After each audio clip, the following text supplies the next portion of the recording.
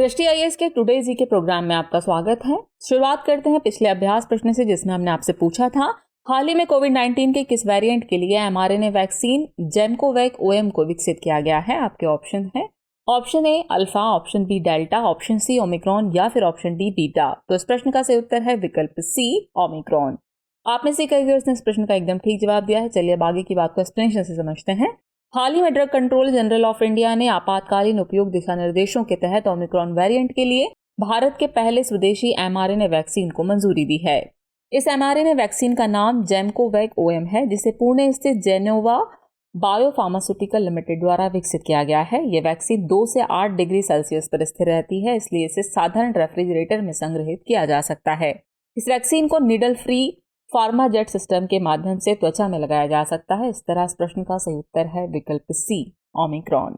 चलिए अब शुरुआत करते हैं आज के एपिसोड की। तो आज के एपिसोड का पहला प्रश्न है, केरल में पुस्तकालय आंदोलन का जनक किसे माना जाता है। आपके ऑप्शन है PN Panikkar, John Mathai, MG के मेनन या फिर केआर नारायणन। तो इस प्रश्न का सही उत्तर है विकल्प ए पीएन पणिक्कर। चलिए प्रश्न देखते हैं। हाल ही में राष्ट्रीय पठन दिवस यानी नेशनल रीडिंग डे मनाया गया। बता दें कि राष्ट्रीय पठन दिवस या नेशनल रीडिंग डे हर साल 19 जून को मनाया जाता है। यह दिन पीएन पणिक्कर की पुण्यतिथि का प्रतीक है, जिन्हें केरल में पुस्तकालय आंदोलन के जनक के रूप में जाना जाता है, इसलिए विकल्प सही है। इन्होंने सनातन धर्म पुस्तकालय की स्थापना की, जो केरल में पुस्तकालय आंदोलन का केंद्र था। इसी के साथ इन्होंने केरल ग्रंथशाला संगम के तहत विभिन्न गतिविधियों को प्रोत्साहन दिया। गौरतलब है कि ग्रंथशाला संगम ने केरल में एक लोकप्रिय सांस्कृतिक आंदोलन को जन्म दिया, जिसने 1990 के दशक में राज्य में सार्वभौमिक साक्षरता को प्रसारित किया। इस तरह इस प्रश्न का सही उत्तर है विकल्प ए यानी कि पीएन पणिक्कर। अगला प्रश्न है, हाई वाइस रिपोर्ट किसके द्वारा जारी की गई है। आपके ऑप्शन है international Centre for Integrated Mountain development, associated for nature and sustainable development, respect the mountains या फिर माउंटेन पार्टनरशिप। तो इस प्रश्न का सही उत्तर है विकल्प A International Centre for Integrated Mountain Development. हाल ही में हिंदू कुश हिमालय में जल, बर्फ, समाज और पारिस्थितिकी तंत्र यानी हाई वाइस रिपोर्ट जारी की गई। इस रिपोर्ट को international Centre for Integrated Mountain development द्वारा जारी किया गया है, इसलिए विकल्प सही है। इस रिपोर्ट के मुताबिक चूंकि हिमालय के ग्लेशियर जलवायु परिवर्तन के कारण पिघल रहे हैं, इसलिए हिंदू कुश क्षेत्र में गंगा, सिंधु और अन्य नदियों में पानी की उपलब्धता अल्पावधि में बढ़ने और लंबी अवधि में घट सकती है। इस रिपोर्ट में बताया गया है कि ग्लेशियरों से जल का योगदान 2050 तक बढ़ेगा और फिर तक घट जाएगा। हिंदू कुश क्षेत्र में पिघलने वाली बर्फ और ग्लेशियर नदी एवं भूजल प्रवाह में महत्वपूर्ण योगदान देते हैं। नदियों को मुख्य रूप से अप्रैल जून में बर्फ के पिघलने और जून अक्टूबर के दौरान ग्लेशियर के पिघलने से पानी मिलता है। इस रिपोर्ट की माने तो बर्फ से ढके दिनों की संख्या प्रति दशक 5 दिनों की कमी आई है, इसलिए विकल्प सही है। यानी इस प्रश्न का सही उत्तर है विकल्प A International Centre for Integrated Mountain Development. Next question है, हाल ही में चर्चित लेक विक्टोरिया किस देश में स्थित नहीं है। आपके ऑप्शन है तंजानिया, केन्या, युगांडा या फिर रवांडा। तो इस प्रश्न का सही उत्तर है विकल्प डी रवांडा। हाल ही में नेचर जर्नल ने प्रकाशित एक नई वैज्ञानिक रिपोर्ट पूर्वी अफ्रीका के लेक विक्टोरिया बेसिन में महत्वपूर्ण वर्षा परिवर्तन और बढ़ती चरम जलवायु घटनाओं को दर्शाती है। आपको बता दें, विक्टोरिया झील दुनिया की सबसे बड़ी मीठे पानी की झीलों में से एक है। यह अफ्रीका की सबसे बड़ी झील और नील नदी का प्रमुख जलाशय है। इसे विक्टोरिया न्यांजा भी कहा जाता है। ये मुख्य रूप से तंजानिया और युगांडा में केन्या की सीमा पर स्थित है, जबकि इसका संबंध रवांडा से नहीं है, इसलिए विकल्प डी सही है। तेजी से होती जनसंख्या वृद्धि, कृषि विस्तार, शहरीकरण और औद्योगिकरण के कारण इस झील और इसके तापमान के आर्द्रभूमि और जंगलों को अत्यधिक दबाव और गिरावट का सामना करना पड़ा है। इस तरह इस प्रश्न का सही उत्तर है विकल्प डी यानी रवांडा। अगला प्रश्न देखते हैं, आइंस्टीन टेलीस्कोप के संबंध में निम्नलिखित कथनों पर विचार कीजिए। कथन 1 है, यह एक उन्नत गुरुत्वाकर्षण तरंग वेधशाला है। कथन 2 है, इसे 2002 में स्थापित किया गया था। और कथन 3 है, इसे गुरुत्वाकर्षण तरंगों को मापने के लिए डिजाइन किया गया है। उपयुक्त में से कितने कथन सही हैं, ये आपको बताना है। आपके ऑप्शन है केवल 1, केवल 2, सभी 3 या फिर कोई भी नहीं। तो इस प्रश्न का सही उत्तर है विकल्प बी, केवल 2 कथन ही सही है। चलिए एक्सप्लेनेशन से समझते हैं। CERN अगली पीढ़ी के गुरुत्वाकर्षण तरंग डिटेक्टर आइंस्टीन टेलीस्कोप के निर्माण में मदद कर रहा है। गौरतलब है कि CERN एक यूरोपीय परमाणु अनुसंधान संगठन है, वहीं आइंस्टीन टेलीस्कोप एक गुरुत्वाकर्षण तरंग वेधशाला है, इसलिए कथन 1 सही है। यह टेलीस्कोप यूरोप में बेल्जियम, जर्मनी, नीदरलैंड के यूरोगियो म्यूज राइन सीमा क्षेत्र या इटली के सार्डिनिया में प्रस्तावित है, इसलिए कथन 2 सही नहीं है। ये टेलीस्कोप गुरुत्वाकर्षण तरंगों पर शोध के लिए एक अभिनव भूमिगत वेधशाला होगी, इसलिए कथन 3 सही है। इस प्रकार केवल 2 कथन ही सही है, यानी इस प्रश्न का सही उत्तर है विकल्प बी, केवल 2 कथन ही सही है।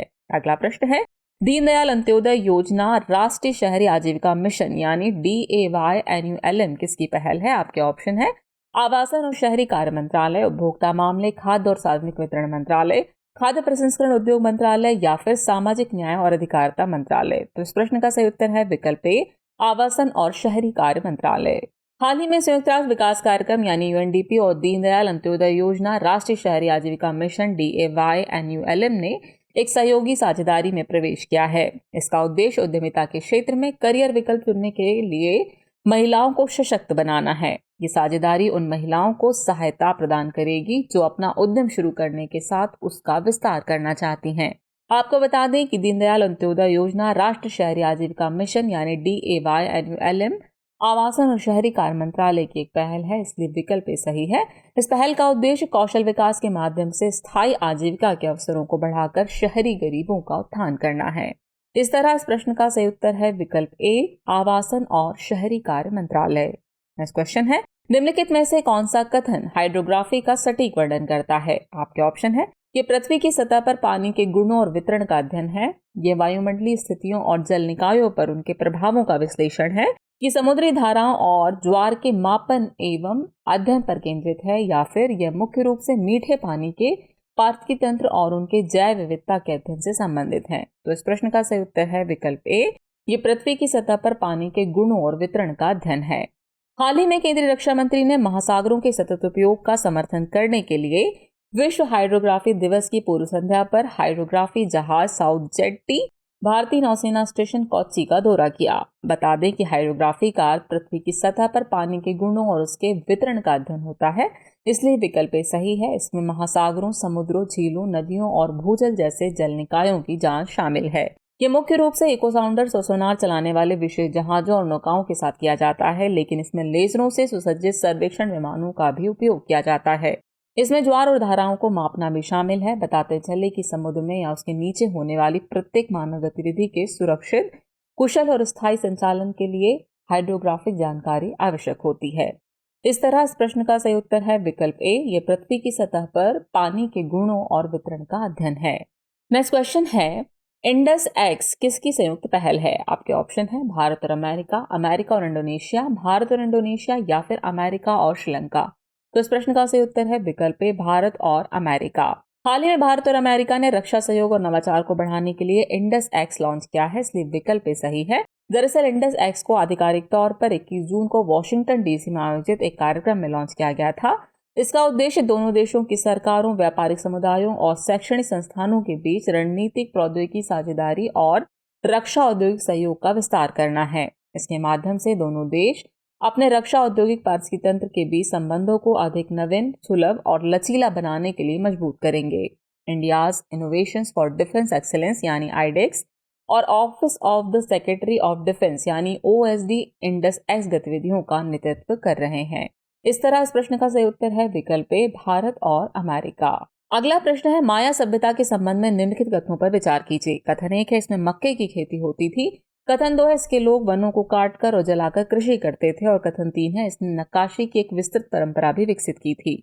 उपरोक्त में से कितने कथन सही हैं, आपको ये बताना है। आपके ऑप्शन है केवल 1, केवल 2, सभी 3 या फिर कोई भी नहीं। तो इस प्रश्न का सही उत्तर है विकल्प सी, सभी 3 कथन सही हैं। आइए एक्सप्लेनेशन देखते हैं। हाल ही में दक्षिण मैक्सिको के जंगलों में एक प्राचीन माया शहर की खोज की गई है। बता दें कि शहर में बड़ी पिरामिड जैसी इमारतें, पत्थर के स्तंभ और अन्य संरचनाएं पाई गई हैं। ऐसा माना जाता है कि 1500 ईसा पूर्व में माया सभ्यता के लोग गांवों में बस गए थे और उन्होंने मक्का, सेम और स्क्वैश की खेती पर आधारित कृषि विकसित की थी। इसलिए कथन 1 सही है कि मुख्य रूप से वनों को काटकर और जलाकर कृषि करते थे, लेकिन उन्होंने सिंचाई और सीढ़ीदार खेती की उन्नत तकनीकों का भी उपयोग किया, इसलिए कथन 2 सही है। माया सभ्यता ने मूर्तिकला और नक्काशी की एक विस्तृत एवं सुंदर परंपरा भी विकसित की, इसलिए कथन 3 सही है। इस प्रकार तीनों कथन सही हैं, इसलिए विकल्प सी सही है, यानी तीनों कथन सही हुए। चलिए अब हम पहुंचे एपिसोड के अंतिम प्रश्न पर। तो अंतिम प्रश्न है, भारत किस देश के साथ F414 जेट इंजन सौदे की उम्मीद कर रहा है? आपके ऑप्शन है फ्रांस, अमेरिका, यूनाइटेड किंगडम या फिर जर्मनी। तो इस प्रश्न का सही उत्तर है विकल्प बी, अमेरिका। चलिए एक्सप्लेनेशन देखते हैं। प्रधानमंत्री की संयुक्त राज्य अमेरिका की आधिकारिक यात्रा के दौरान 11 महत्वपूर्ण जेट इंजन प्रौद्योगिकियों के हस्तांतरण की सुविधा के लिए एक ऐतिहासिक समझौते की घोषणा होने की संभावना है। अनुमान है कि स्वदेशी लाइट कॉम्बैट एयरक्राफ्ट तेजस MK2 के लिए अमेरिकी बहुराष्ट्रीय निगम जनरल इलेक्ट्रिक यानी जी के F414 इंजन के भारत में निर्माण के लिए GE और हिंदुस्तान एरोनॉटिक्स लिमिटेड यानी HAL के बीच एक सौदे की घोषणा की जाएगी। बता दें कि GE F414 सैन्य विमान इंजन बोइंग सुपर हॉर्नेट और साप ग्रिपेन जैसे अत्याधुनिक लड़ाकू विमानों को शक्ति प्रदान करता है। इसमें full authority digital electronic control यानी FADEC जैसी उन्नत तकनीक शामिल है। FADEC विमान इग्निशन और इंजन नियंत्रण प्रणाली है जो इंजन के प्रदर्शन को डिजिटल रूप से नियंत्रित करती है, इसलिए विकल्प बी सही है। यानी इस प्रश्न का सही उत्तर होगा विकल्प बी अमेरिका। चलिए वक्त हो चला आज के एपिसोड से रिलेटेड अभ्यास प्रश्न को नोट करने का। तो अभ्यास प्रश्न है, विश्व हाइड्रोग्राफी दिवस कब मनाया जाता है? आपके ऑप्शन है option A 20 June, option B 21 June, option C 19 June या फिर ऑप्शन डी 22 जून। तो व्यूअर्स आज के एपिसोड में फिलहाल इतना ही। जल्दी मिलते हैं नए एपिसोड में कुछ और नए सवाल और नई जानकारियों के साथ। तब तक के लिए शुक्रिया।